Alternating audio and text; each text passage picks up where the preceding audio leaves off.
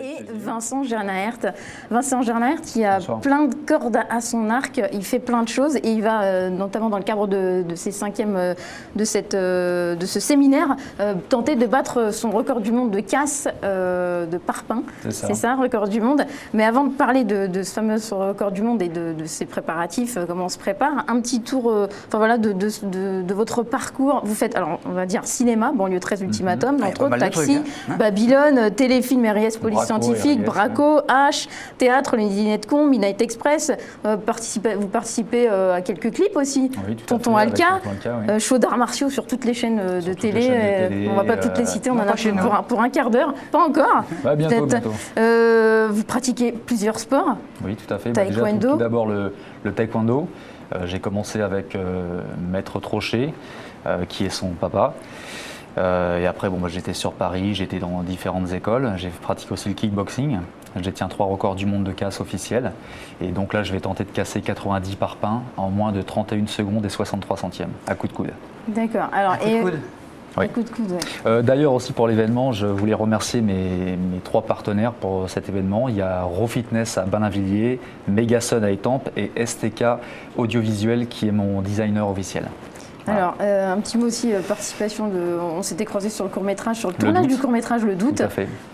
Donc vous êtes comédien à part entière. Oui.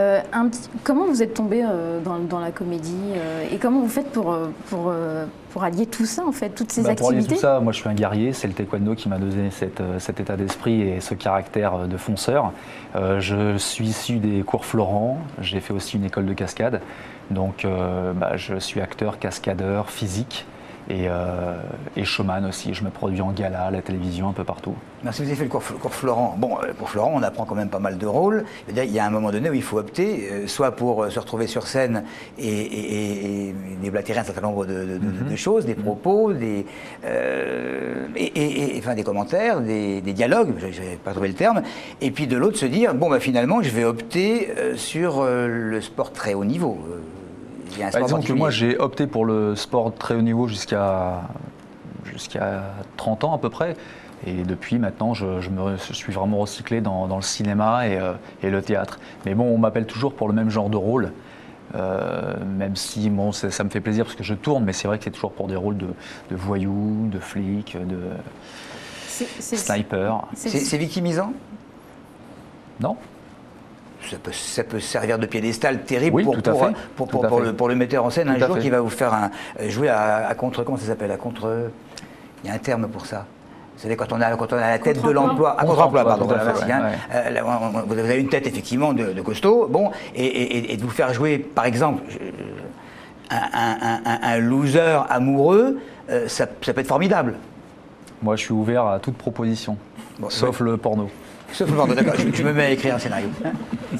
Alors, ce sont les arts martiaux qui vous ont finalement amené à la comédie, mais c'était quelque chose que vous... J'ai voulu faire du cinéma depuis que je suis gamin. Et à l'époque, je rêvais devant les films de Van Damme, etc. Mais bon, il y a bien longtemps. Et puis, petit à petit, j'ai réussi à creuser mon petit nid et à évoluer dans ce métier-là. Je me suis fait remarquer par un agent sur photo. Et puis, depuis, je tourne régulièrement depuis une dizaine d'années. Est-ce qu'il y a eu une rencontre déterminante? Oui, avec mon agent actuel, Monita Derieux, qui me suit depuis 4 ans et avec elle je tourne vraiment de plus en plus. Et qu'est-ce que vous voudriez faire, dans quel type de film Je suis un grand romantique. J'aimerais jouer dans une belle histoire d'amour et montrer un peu d'autres facettes de ma personnalité. Parce que souvent les gens me voient effectivement, le mec tatoué, une gueule, et il n'y a pas que ça, Il y a l'intérieur, le coffre. D'accord. Bon, on va revenir avec Vincent à son record du monde dans quelques instants. On rappelle les dates, donc samedi et dimanche. Demain et après-demain. Oui, demain et après-demain, tout à fait, exactement.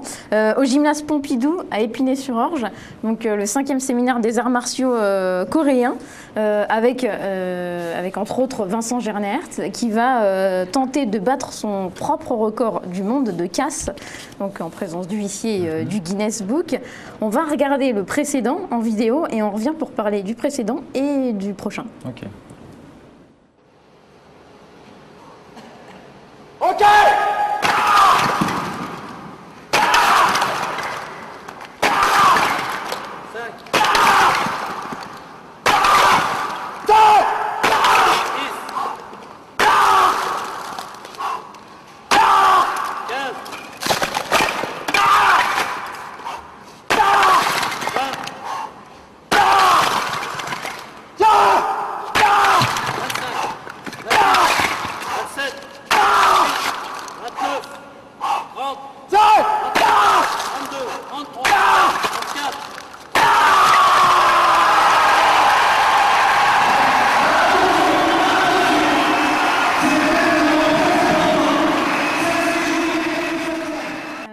rappelle, ce sont des parpaings. Oui. En combien de temps et combien vous en avez cassé? Donc là, c'était au Palais des Sports de Valence. J'ai cassé 80 parpaings en 34 secondes et 63 centièmes.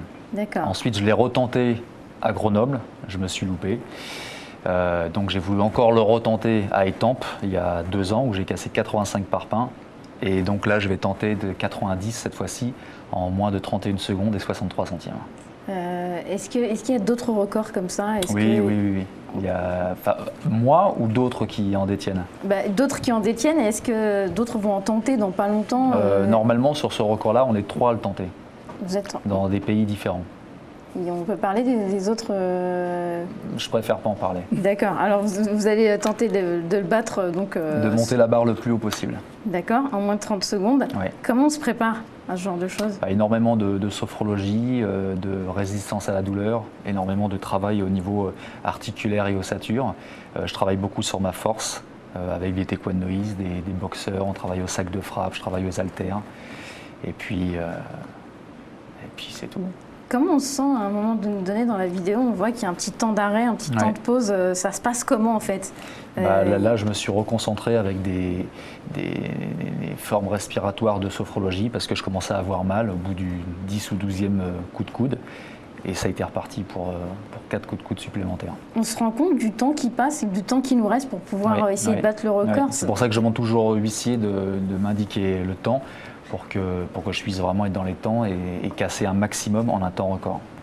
Et est-ce qu'on fait attention à ce qui se passe? Alors, vous parliez des autres personnes qui vont tenter de battre des records. On se tient au courant des records qu'il y a, qui se passent? Moi, je vais vite être au courant par le Guinness des records, une fois que je vais avoir moi tenté mon record. Et le but, c'est quoi? C'est de le tenter le premier, de le gagner, Non, de tenter vraiment de casser 90 parpaings en un temps record. Et après, de garder le titre. Mais le problème, c'est que s'il y en a un qui en casse 91, c'est fini, j'aurais pu ce titre mondial. Ça se passe comment? Une fois qu'on se dit « Ok, j'ai battu le record, c'est bon », il y a 2 semaines après, il y a quelqu'un d'autre qui le bat. Comment on s'organise déjà pour un record du monde? Comment on s'organise? Moi, ça fait 1 an que je suis en préparation physique déjà pour ça. Le Guinness des records m'envoie un procès-verbal qu'il faut remplir par le huissier de justice et une personne du Guinness qui sera là sur l'événement. Et donc je tente le record, j'envoie le tout au Guinness. Le Guinness à Londres réceptionne tous les records du monde et je sais si oui ou non je peux intégrer à une nouvelle fois le Guinness ou si le record a été battu. Comment on tombe dedans dans le taekwondo, on fait déjà beaucoup de casses à la base. Casse de planches, de tuiles, etc. Et puis moi j'y ai pris goût et je me suis lancé dans les records du monde et j'ai commencé à battre un à un les records mondiaux. Quel a été le moteur? Qu'est-ce qui vous a poussé à tenter de battre Sincèrement, j'en sais rien du tout. Il s'est fâché un jour? Ouais. Non, j'aime ça, j'aime la casse, j'aime ce travail de force. Et puis je suis un battant. Mais là, excusez-moi, on a vu tout à l'heure les images. On avait mal pour vous, je crois que tout le monde est d'accord, parce qu'il y a surtout un moment au milieu où je crois que vous avez donné ce que vous pouviez, puis c'était peut-être pas... c'est senti. Mais alors, quand je regarde vos bras, j'ai l'impression que c'est toujours le même bras qui travaille. Oui, toujours. Mais comment se fait-il que vous n'ayez pas un énorme bras et puis un plus fluide à côté? Pourquoi? Parce que c'est surtout un travail de force et pas de muscles. Et bon, c'est pareil, après au niveau de tout ce qui est résistance à la douleur, hématome, etc., je me plonge les membres dans la glace avant le défi à chaque fois. D'accord. Ce qui évite les blessures. Mais au sortir de quelque chose comme ça, je veux bien que vous ne saigniez pas, parce qu'on voit qu'il y a un petit linge, je crois que ce soit à l'intérieur, vous devez avoir des hématomes. Non, aucun.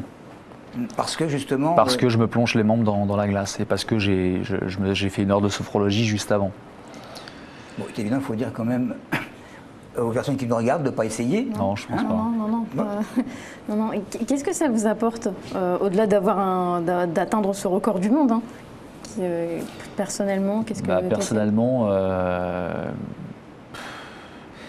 déjà un titre mondial, c'est quand même bien. C'est ma fierté d'homme qui parle. Après, c'est pareil, j'ai pas mal de contrats qui tombent derrière, une fois que je suis recordman du monde. Et puis cette force de toujours aller plus loin, d'être plus fort, de battre encore et encore et encore. C'est pas dangereux? Ça pourrait être dangereux, effectivement. Est-ce qu'il y a un moment où vous allez sentir, peut-être, mais j'espère le plus tard possible, hein, que vous êtes peut-être un peu fatigué, je ne veux pas dire peut-être trop vieux par rapport à d'autres personnes, et avec le risque on va appeler ça un combat de trop, enfin, c'est un combat quand même contre des... Si, c'est pas impossible, mais bon, j'essaye de m'entraîner intelligemment, de manger sainement aussi, notamment au niveau de... moi, je mange un peu comme un culturiste, sans en être un. C'est à base de viande blanche, beaucoup de protéines, beaucoup de vitamine E pour tout ce qui est ossature. Et puis jusqu'à présent, j'ai pas eu de blessure. Donc je touche du bois. Mais je compte bien m'arrêter, effectivement, d'ici 3-4 ans. Battre encore quelques records mondiaux et m'arrêter. Est-ce que ce type d'événement, de record, influe dans votre carrière? Oui. Oui, parce que c'est médiatisé. Donc forcément, je suis vu, je suis appelé par des directeurs de casting. Mais effectivement, comme je vous disais tout à l'heure, c'est toujours dans le même registre. Parce que les gens me voient que là-dedans. Mais bon, moi, si ça peut me faire tourner, il n'y a aucun problème, quoi. Pour le moment, je tourne depuis des années grâce au sport aussi. Et il n'y a aucun problème, quoi. Ça me convient aussi.